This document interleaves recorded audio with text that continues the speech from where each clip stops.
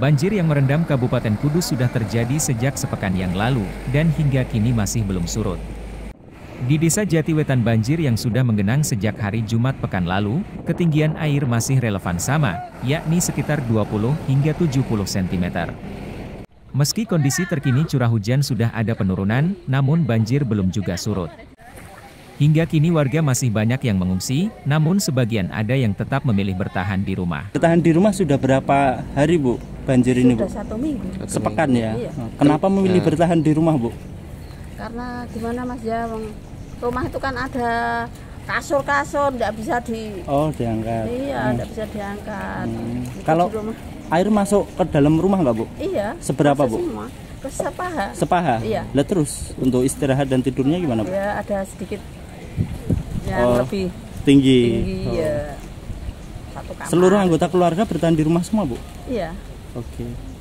Kalau yang mengeluh itu, Bu, mengeluh sakit, gatal-gatal selain jenengan? Kak bapaknya. Bapak, oke.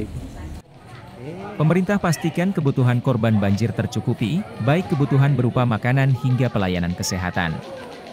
Hal itu tidak hanya untuk warga yang mengungsi, namun juga untuk warga yang memilih bertahan di rumah.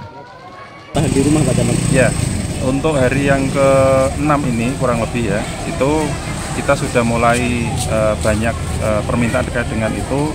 Alhamdulillah kemarin dibantu juga dari PT Pura sudah membuka posko kesehatan. Dari pemerintah daerah sudah menyiapkan tenaga kesehatan secara fisik maupun materi yang ada, yaitu obat-obatan. Jadi kita buka pos-pos kesehatan di duko-duko atau lokasi-lokasi yang di situ memang dibutuhkan oleh warga yang bertahan. Gitu. Pak Camat, melihat banjir yang di Jatiwetan ini kan dari Jumat ya, Pak? Ya, hari Jumat. Berarti udah 1 pekan ya, Pak? Sudah sepekan. Mungkin dari ketinggian air gimana, Pak, sekarang, Pak?